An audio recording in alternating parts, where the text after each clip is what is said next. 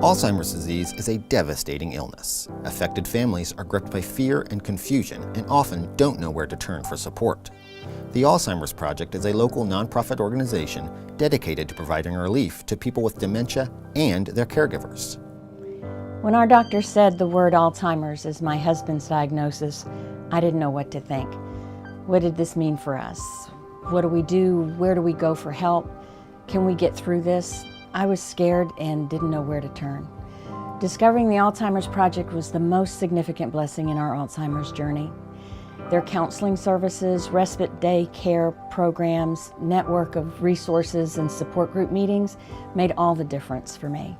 Many Alzheimer's caregivers become seriously ill or die before the person for whom they're caring because of the stress, helplessness, and exhaustion associated with this disease. I'm convinced that without the Alzheimer's Project, I wouldn't be here today. St. Paul's United Methodist Church initiated the Alzheimer's Project in 1991 based on the idea of local volunteers helping local families. Today, the project serves 9 counties across the Big Bend. One of the project's important services is day respite. A lot of people like to call it day respite, but I like to call it our social clubs. Our social clubs are an opportunity for individuals with dementia who are in the early to mid stages to get together with other individuals and have a day out of spending time with other people in the same situation. I mentioned exercise. We also have pet therapy. We do lots of playing games, cards. Sometimes we do some cooking, painting, crafts. One of the things that has been found is that Alzheimer's disease and other dementias affect different parts of the brain differently. And one area that is often not affected as strongly as other areas is one's ability to recall or participate in musical activities.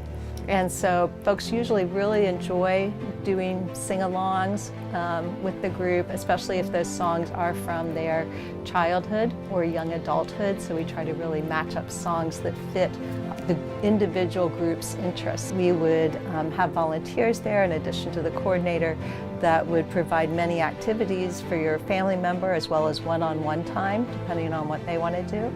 And you would be able to have that day off to go do what you need to do. Get to your doctor's appointments, go to the grocery, have lunch with a friend, take a long soak in the tub, take a nap, whatever it is that you need.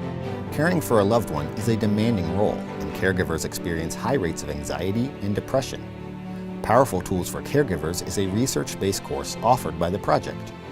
Caregivers learn self-care skills including stress reduction, communication, and how to make tough decisions. The Alzheimer's Project also hosts support groups where caregivers share their challenges and learn coping strategies from each other. I cared for my mom for 11 years. Watching her slowly deteriorate was awful.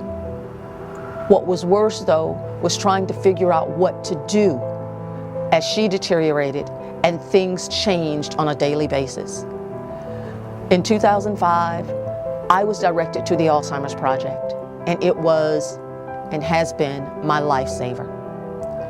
Being able to come on 2 to 3 occasions a week and sit with people who also were going through the same problems or had been through the same problems, be able to share the kinds of things that are going on, to be able to cry and laugh and, just get information on the best doctors and the best medication and what had worked and what had not worked. It was a lifesaver for me. I know lots of other people who say the same thing. The Alzheimer's Project provides support groups that really are supportive to those of us who are caring for Alzheimer's patients. Please don't wait. Call the Alzheimer's Project today. Alzheimer's disease looms as a growing problem for the community, the state, and the nation. Over 5.5 million Americans are living with Alzheimer's. Due to the large number of aging baby boomers, that number will triple by the year 2050. Currently, the disease cannot be cured, prevented, or even slowed. The Alzheimer's Project is committed to providing even more support to the local community, but we need your help.